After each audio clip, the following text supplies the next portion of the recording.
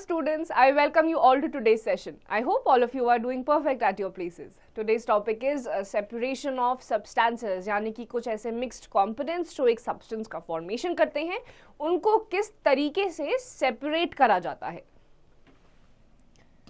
Tickle your brain to answer. Unscramble each of the following to form a word or term. आपके सामने 3 scrambled words हैं, jumbled words हैं, उनको आपको एक वर्ड में, एक टर्म में अनस्क्रैम्बल करना है. In our daily lives, we come across many instances of separation of substances. For example, we use a strainer to separate tea leaves from the liquid.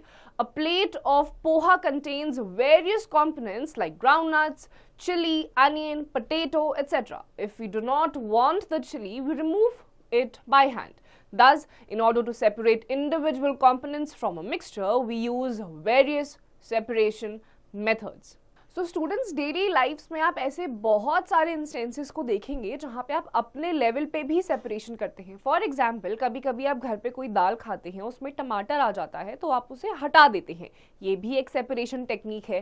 Poha होता है, पोहा में बहुत सारे कॉम्पोनेंट्स होते हैं, आपका उसमें ग्राउंड नट्स होते हैं, चिलीज होते हैं, अनियंस होते हैं. लेट्स से फॉर एग्जाम्पल आपको इनमें से कोई भी एक चीज पोहा में नहीं चाहिए तो आप उसको हटा सकते हैं. तो what is this called? This is called separation.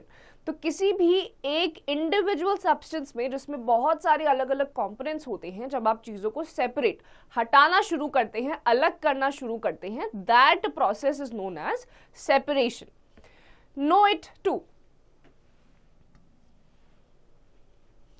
Mixtures can be of 2 types. Homogeneous mixture is a mixture in which the components are uniform throughout, and heterogeneous mixture, a mixture in which the constituents are not uniformly spread throughout. So students, आपके जो mixtures होते हैं वो भी आपके 2 type के होते हैं. पहला आता है आपका homogeneous mixture. इसमें जो आपके substances होते हैं, components होते हैं, वो uniform रहते हैं, यानी कि आपको कोई भी differences इनके mixtures में नहीं दिखाई देंगे.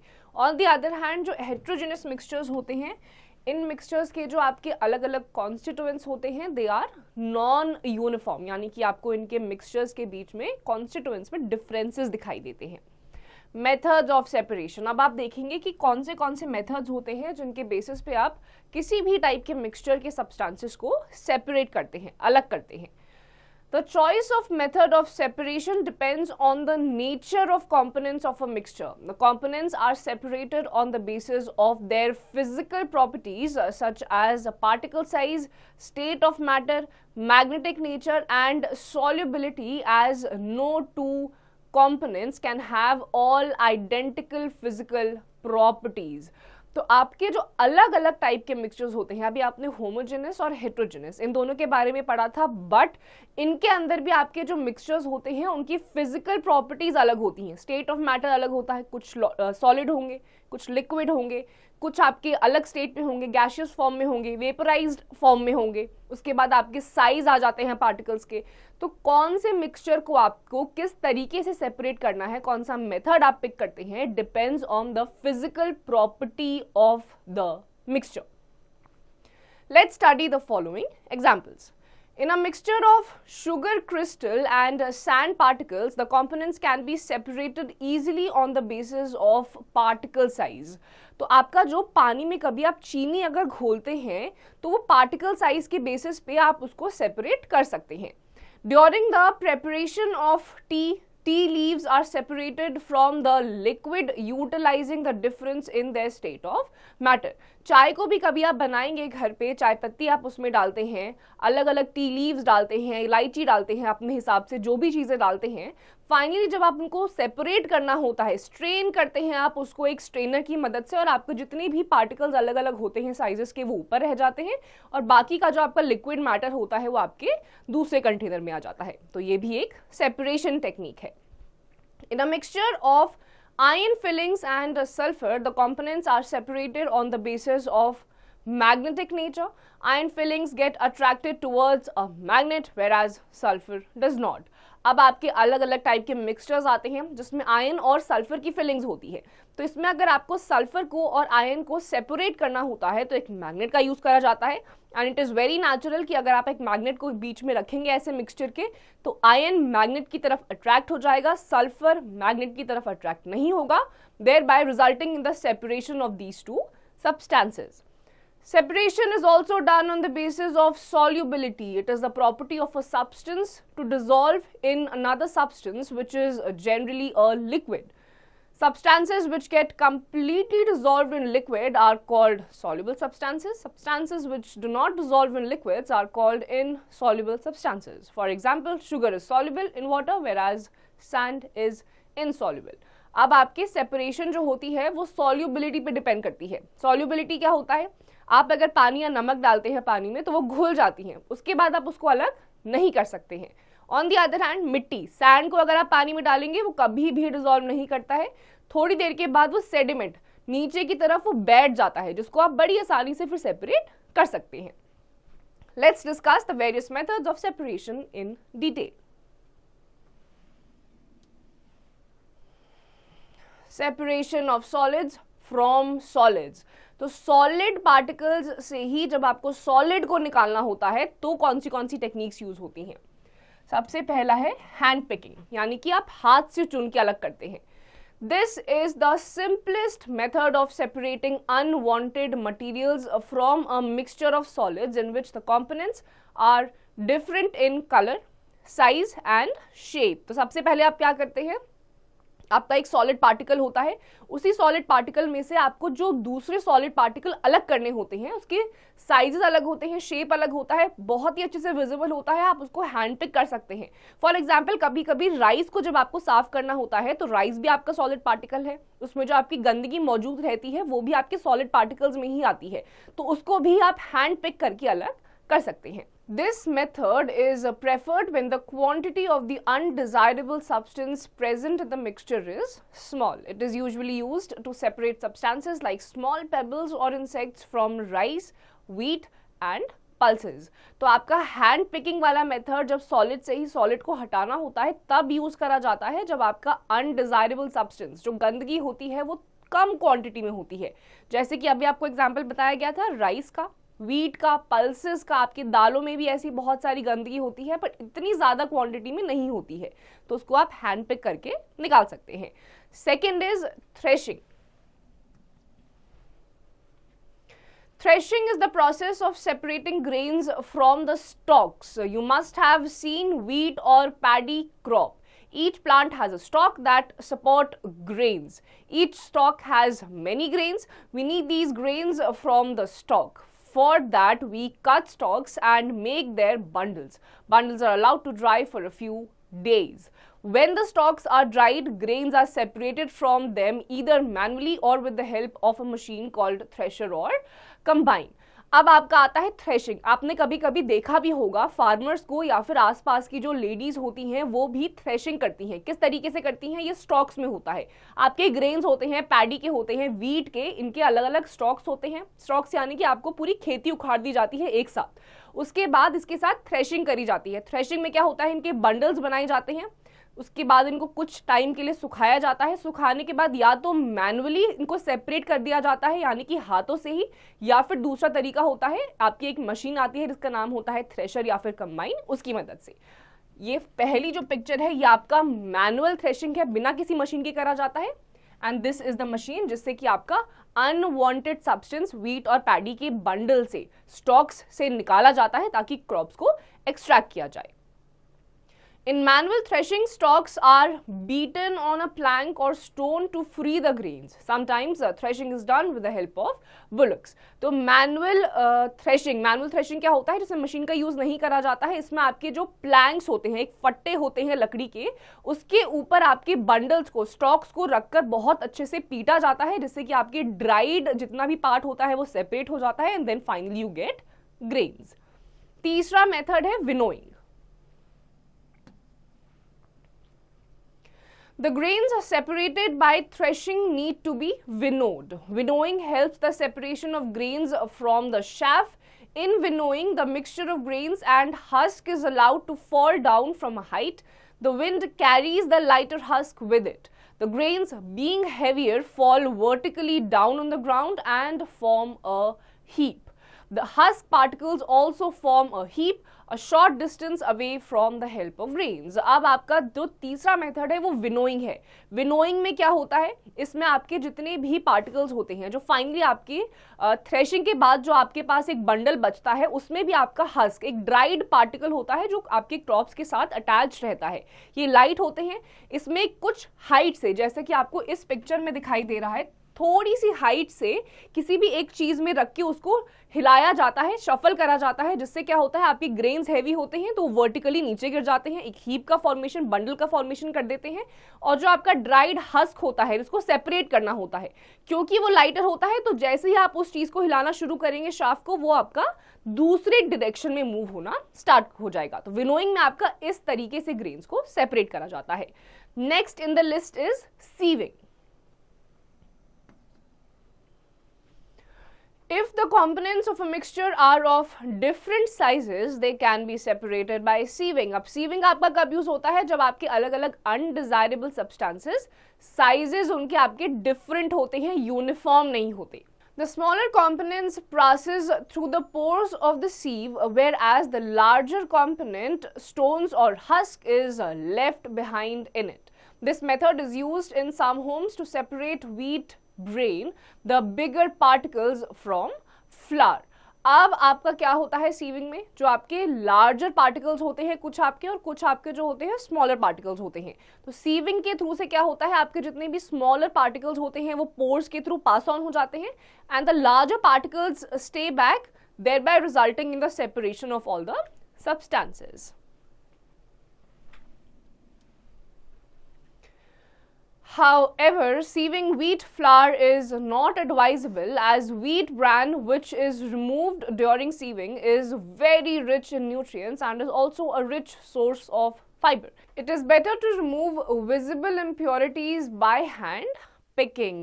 अब आपका जो सीविंग जिस मेथड से आपके जो व्हीट फ्लावर होते हैं उसे हस्क को रिमूव करा जाता है, इससे इजीली हो तो जाता है, बट इट इज एडवाइजेबल कि उसको इस प्रोसेस से रिमूव ना करा जाए, क्योंकि इससे जो आपका हस्क निकलता है सीविंग से, व्हीट फ्लावर से जो आपका ब्रांड सेपरेट हो जाता है, it is very rich in nutrients, fibrous होता है, आपके बाउल मूवमेंट को बहुत एनहांस कर देता है. इसीलिए बोला जाता है हैंड पिक, हाथों से चुन चुनकर आप उसकी इम्प्योरिटी को जो भी आपको दिख रही है उसको अलग कर दीजिए. The process of sieving is also used to separate pebbles and stones from sand at construction sites. The stones and pebbles present in the mixture remain in the sieve and the fine sand particles pass through the holes of the sieve. अब आपके sand में कुछ pebbles होते हैं, stones होते हैं, तो इसको भी सेपरेट करने के लिए सीव का यूज करा जाता है. जो आपके सैंड के फाइन पार्टिकल्स होते हैं वो आपके सीव के पोर से पास ऑन हो जाते हैं, और जितने भी आपके पेबल्स होते हैं, स्टोन्स होते हैं, इंप्योरिटीज होती हैं, वो आपके सीव में ऊपर रह जाती हैं. Activity 1. Aim to separate components of a mixture by sieving. Materials required: flour, powdered chalk, old newspaper, and a sieve. Procedure number 1. Sieve the flour on the newspaper to separate husk or any impurities. Second, take a small amount of flour and mix it with fine chalk powder. Third, sieve the mixture. Observation: husk and other impurities could be separated from the flour, but chalk powder could not be separated. Conclusion: husk particles are bigger than flour particles, so they are retained in the sieve. Particles of chalk powder and flour do not differ much in size, so chalk powder could not be retained in the sieve. Thus, sieving can be used to separate particles of different sizes. अब इस activity में क्या हुआ है, इसका M क्या है activity का, देखने के लिए कि सेपरेशन सीविंग के मदद से कैसे किया जाता है. मटेरियल्स आपके हैं flower, powder chalk, old newspaper और एक सीव. इसमें आप क्या करेंगे, जो आपका पाउडर चॉक है उसको आप फ्लावर के साथ मिक्स कर देंगे, जितनी भी इंप्योरिटीज होंगी सीव को लेंगे, उसमें डालेंगे. आप ये नोटिस करेंगे जो आपके लार्जर पार्टिकल्स हैं, स्टोन हो गया, पेबल्स हो गए, या कोई भी इंप्योरिटी जो बिगर इन साइज है, वो आपकी सीव के ऊपर वाले पार्ट में रह जाएगी. वेयर एज जो आपका चॉक पाउडर है, which is a kind of impurity, वो आपके फ्लावर के साथ नीचे आ जाएगा. रीजन बीइंग क्योंकि दोनों ही सेम इक्वल साइजेस के हैं, तो उनको सेपरेट करना is impossible. Separation of solids from liquids. अब आप देखेंगे कि सॉलिड्स में से लिक्विड्स को किस तरीके से सेपरेट किया जाता है। सबसे पहला है sedimentation. Sedimentation is a method of separating insoluble solids from a liquid by allowing the solids to settle down. तो सेडिमेंटेशन में क्या होता है, आपका जो लिक्विड होता है जिसमें इम्प्योरिटी आपकी मिक्स्ड रहती है, you let the liquid undisturbed for a certain amount of time, ताकि आपकी इम्प्योरिटीज जो है वो सेटल डाउन हो जाए। This settling down is known as sedimentation. The insoluble substances which settle down are called sediments. And finally, आप जब undisturbed छोड़ देते हैं उस लिक्विड को, तो आपके insoluble impurities जो settle down हो जाती हैं उसको आप sediment कहते हैं। जैसे आपको यहाँ पर दिखाई दे रहा है, पानी में आपका sand mixed है, जब आपने थोड़ी देर के लिए उसको unsettled छोड़ दिया तो नीचे आपका sand ऐसी एक layering बना लेगा। तो फाइनली जो आपका settled particles होते हैं इसको आप sediments कहते हैं। For example, in the process of cleaning rice grains and pulses, they are kept in a bowl of water. Being heavier than water, the pulses or grains settle down, whereas dirt, insects and other undesirable things being lighter float on top. Thus, water is then thrown away to get the clean rice or pulses. This process also involves decantation. अब यहाँ पे क्या example लिया गया है, घर में कभी आपने नोटिस करा होगा, और अगर नहीं करा है तो नेक्स्ट टाइम जब आपकी मम्मा किचन में दाल वगैरह कुछ बनाएं तो आप देख सकते हैं, दाल या चावल जस्ट बनाने से पहले उसको पानी में डाल दिया जाता है। अब आपकी जो दालें होती हैं या चावल होते हैं उनका साइज बड़ा होता है, हैवी होते हैं वाटर से, तो वो नीचे सेटल डाउन हो जाते हैं। वेयर एज जो आपकी इम्प्योरिटीज होती हैं, इंसेक्ट्स होते हैं, धूल मिट्टी होती है, लाइटर होती है, वो ऊपर आपके पानी में टॉप पे फ्लोट करने लग जाती है। इस प्रोसेस से आप गंदगी को सेपरेट करते हैं। ये भी आपका सेडिमेंटेशन का प्रोसेस है, प्लस इसमें डीकैंटेशन भी होता है। डीकैंटेशन कौन सा प्रोसेस होता है, जिसमें फाइनली आप देखेंगे जैसे ही गंदगी सेपरेट हो जाती है उस पानी को फेंक दिया जाता है और आपके साफ पार्टिकल्स को, चाहे वो चावल हो या दाल, उसको दूसरे कंटेनर में डाल दिया जाता है। तो ये जो सेपरेट करने के बाद ट्रांसफरिंग होती है आपकी साफ चीज की दूसरे कंटेनर में, इसको बोलते हो आप decantation. This brings us to the next separation technique which is decantation. The process of transferring the liquid after sedimentation without disturbing the sediments is called decantation. क्या है आपका decantation? जैसे ही आपका sedimentation हो जाता है, गंदगी आपकी सेपरेट हो गई, साफ चीज आपको मिल चुकी है, अब इसको आप दूसरे कंटेनर में ट्रांसफर करते हैं, इसको बोलते हैं आप डीकैंटेशन। डीकैंटेशन हमेशा आपका सेडिमेंटेशन के बाद होता है। The liquid above the sediments is called supernatant. A mixture of sand and water is separated by the process of sedimentation and decantation. On allowing a mixture of sand and water to stand still for some time, we find that sand, being heavier, settles down at the bottom of the beaker. The settled sand is termed as the sediment.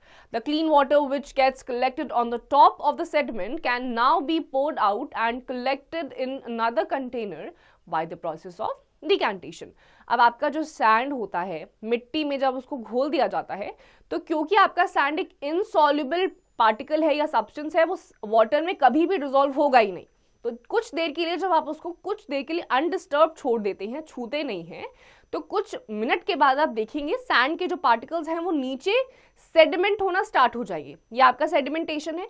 अब top पे आपका साफ पानी आ गया, उस साफ पानी को अब आपको दूसरे कंटेनर में ट्रांसफर करना है।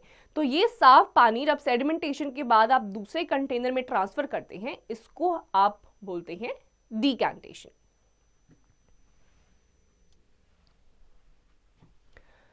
Filtration. The process by which two substances, an insoluble, solid and a liquid, are separated by passing the mixture through a filtering device is called filtration. अब आप फिल्टरेशन में एक डिवाइस का यूज करते हैं। ये डिवाइस कोई भी डिवाइस हो सकती है जो आपके इनसॉल्युबल पार्टिकल्स को किसी भी चीज से सेपरेट करके फिल्टर आउट करके साफ पानी दूसरे कंटेनर में या साफ चीज दूसरे कंटेनर में ट्रांसफर कर देती है। Filtration is commonly used in our homes. For example, after preparing tea, we filter out the tea leaves using a strainer. Filtration is also done to remove pulp from fresh fruit juice. For water may also contain solid impurities which can be removed by filtration. अब घरों में भी आप filtration use करते हैं, कब? जब चाय बनाते हैं। चाय बनाते समय जो भी आप टी लीव्स या जो भी चीजें का इस्तेमाल करते हैं, जैसे ही आप उसको स्ट्रेन करते हैं बाय यूजिंग अ स्ट्रेनर यहाँ पे आपका क्या हो जाता है? एक फिल्टरिंग डिवाइस। पानी जितना भी आपका लिक्विड टी होती है वो कंटेनर में आ जाती है, while all the harder materials, जो सॉलिड मटेरियल्स होते हैं, वो स्ट्रेन आउट हो जाते हैं। इसी तरीके से जैसे आपके ऑरेंज जूसेस होते हैं, उसमें आपका पल्प होता है, पल्प को सेपरेट करा जाता है। All these techniques are known as filtration. During filtration, the insoluble solid is retained in the filtering device, whereas the liquid passes through it. It is important that the particles of the insoluble solid are bigger than the holes in the filtering device for them to retain in it. A filter paper is a filtering device that has very fine pores in it. अब आपके जितने भी retainer की मदद से या filtration devices की मदद से आपका जितना भी हार्डर पार्ट होता है, सॉलिड पार्ट होता है, वो आपके फिल्टरिंग पेपर या फिल्टरिंग डिवाइस के ऊपर रह जाता है, while the liquid passes through it. अब आपके जो फिल्टरिंग पेपर होते हैं, जो यूजुअली आपके अलग अलग फिल्टरिंग डिवाइसेस में यूज करे जाते हैं, इसके पोर्स बहुत ही छोटे होते हैं ताकि फाइनेस्ट ऑफ द इम्प्योरिटीज भी फिल्टर आउट हो सके। Activity 2, aim to separate a mixture of sand and water by filtration. Materials required: mixture of sand and water, funnel, beaker, flask and filter paper. Procedure: number 1, fold the piece of the filter paper twice to make a cone. Second, keep this filter paper cone inside the funnel.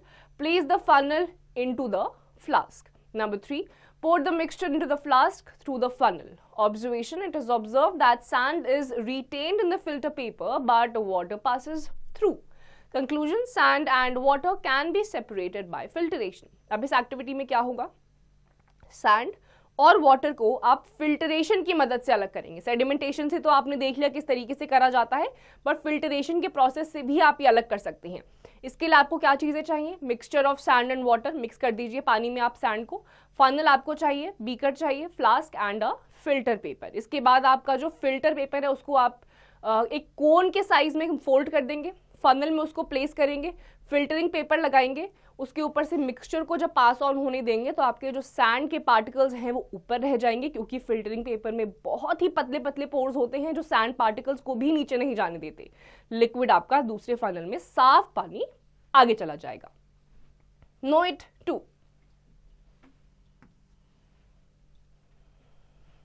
our kidneys work as filters to clean the blood. Waste chemicals dissolved in the blood pass through a membrane in the kidneys and are excreted as urine.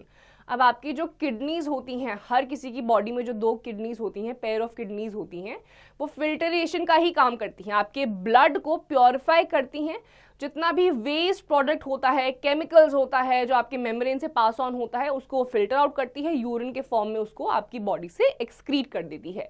Kidney ढंग से function नहीं करेगी तो आपकी body में बहुत सारी impurities इकट्ठा हो जाएंगी। Next is loading. When the impurities are fine, they take a lot of time to settle down. For example, clay is finer than sand and hence will take a longer time for sedimentation. However, this process can be speeded up by adding heavier particles which will get attracted to these lighter particles and help them settle down faster.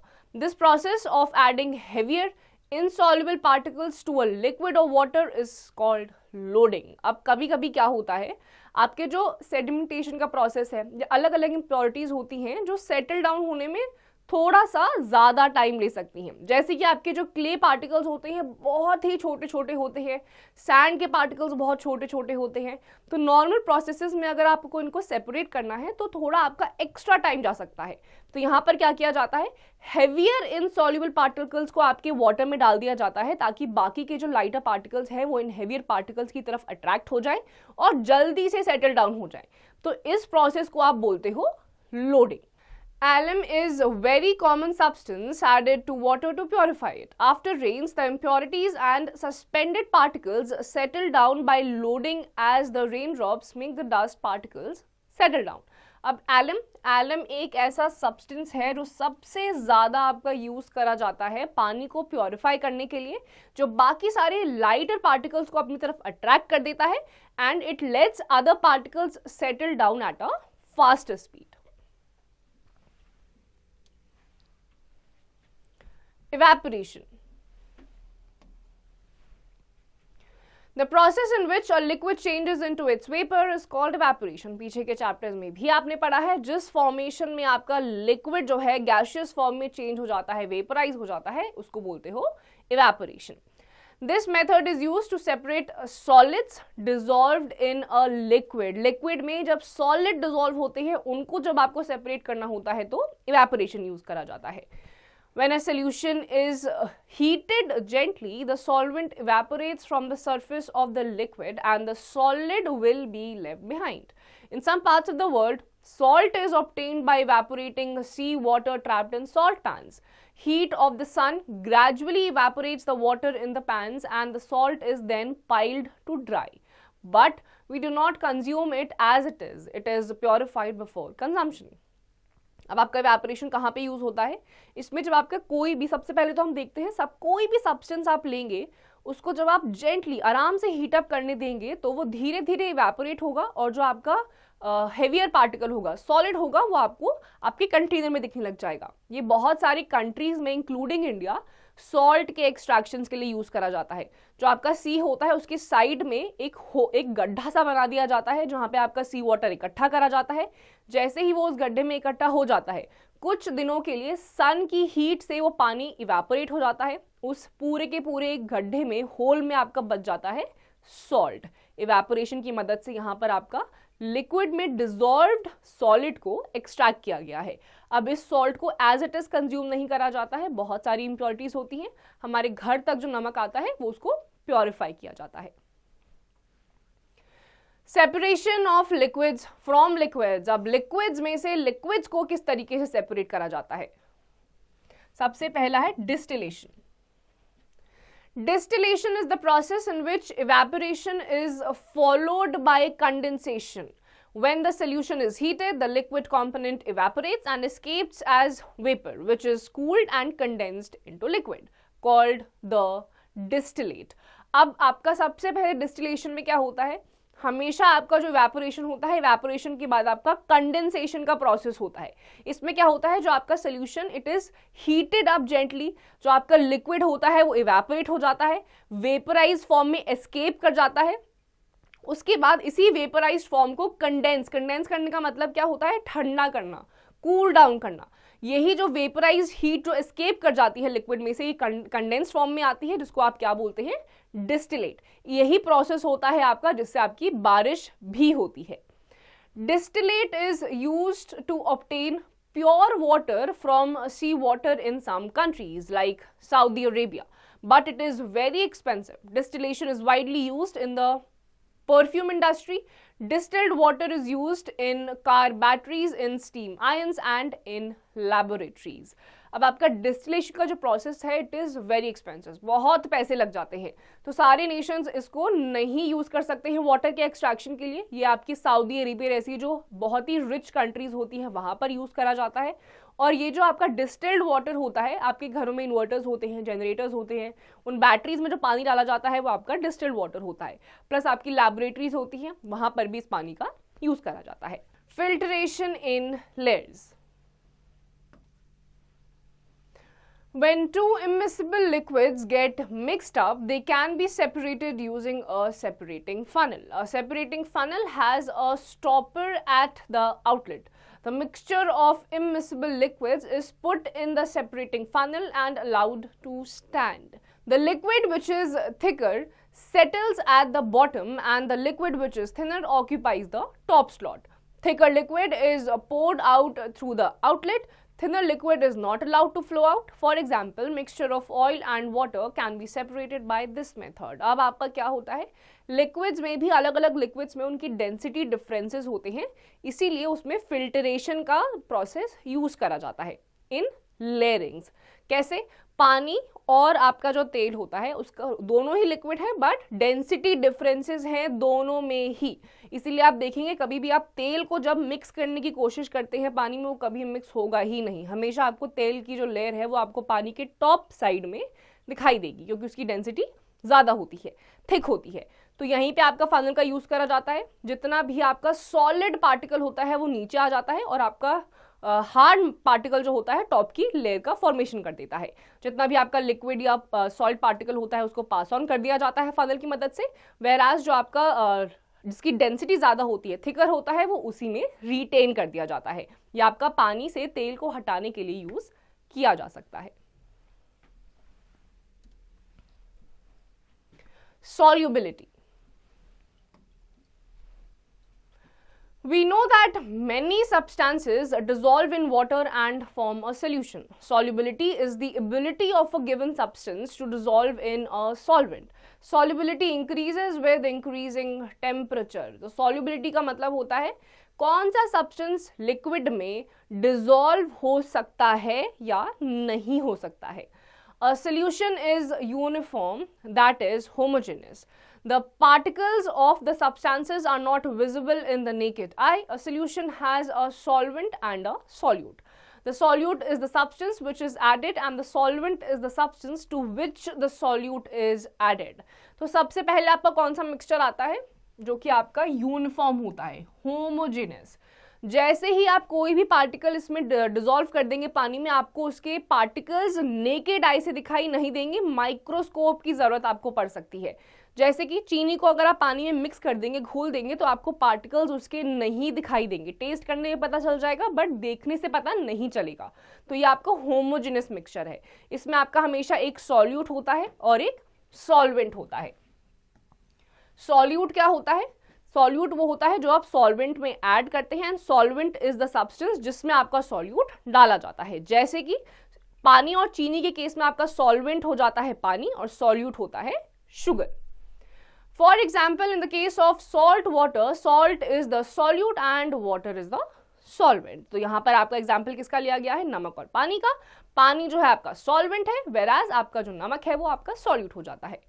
Although solvents are mostly liquids, materials such as solids and gases can also be solvents. Water is called a universal solvent as most substances dissolve in water. What will happen if we go on adding more and more of the substances to a liquid quantity of water? When we add salt or sugar to water in a beaker and stir it, it dissolves. If we keep on increasing the quantity of the solute, salt or sugar, and keep on stirring, at a certain point the solute does not get dissolved in the water, solvent. This solution where excess of solute does not get dissolved in the solvent is called a saturated solution. अब आपका बहुत सारे, usually आपका जो solvent होता है वो liquid ही होता है, वाटर होता है, but most of the cases में कहीं कहीं पे सॉलिड और गैस को भी एज अ सॉल्वेंट देखा गया है, जो आप आगे की क्लासेस में पढ़ेंगे। बट आपका जो वाटर होता है उसको यूनिवर्सल सॉल्वेंट कहते हैं, क्योंकि वो मोस्ट ऑफ द पार्टिकल्स को अपने में डिसॉल्व कर लेता है। अब इसका भी एक सैचुरेशन पॉइंट होता है। सैचुरेशन पॉइंट क्या होता है? एक ऐसा पॉइंट जिसके बाद आप उस चीज को टेक नहीं कर सकते हैं। फॉर एग्जाम्पल, कभी आपको गुस्सा आता है तो एक लिमिट होती है जहां तक आप गुस्से को टॉलरेट कर सकते हैं, फिर आपका सैचुरेशन पॉइंट आता है जिसके बियॉन्ड आप उसको नहीं झेल पाते। सिमिलरली वाटर की भी अपनी कैपेसिटी होती है।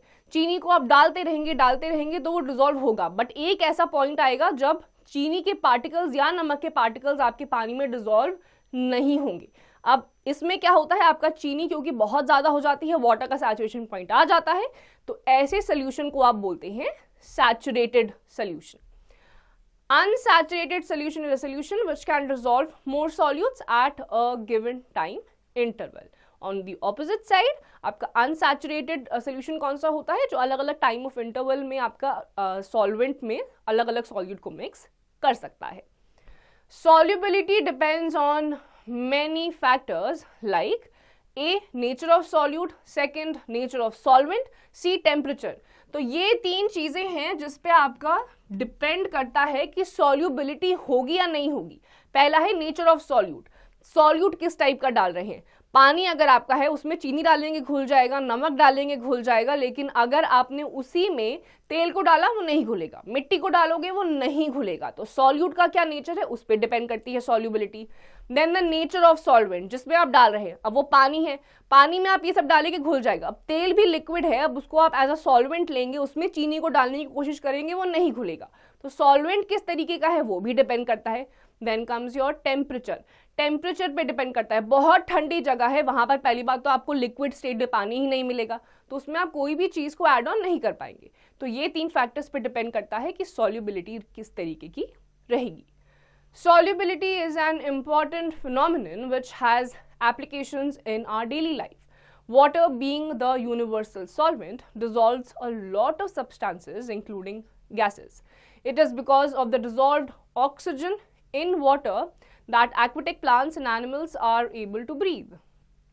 Also, our body contains 70% water, due to which many substances like chemicals, enzymes, hormones, etc. are dissolved. अब आपकी डेली लाइफ में भी सॉल्युबिलिटी या फिर आप कह लीजिए अलग अलग ये जो फिनोमिनाज आपने पढ़े हैं इसका डेली लाइफ का एप्लीकेशन है। कैसे? पानी आप पीते हैं, पानी में ऑक्सीजन होता है, प्लस आपकी एक्वेटिक लाइफ होती है। एक्वेटिक लाइफ यानी कि पानी में जो जानवर और प्लांट्स रहते हैं, पानी में आपका जो ऑक्सीजन जो कि एक टाइप की गैस है वो डिसॉल्व हो जाती है, जिसकी वजह से एक्वेटिक लाइफ सरवाइव कर पाती है।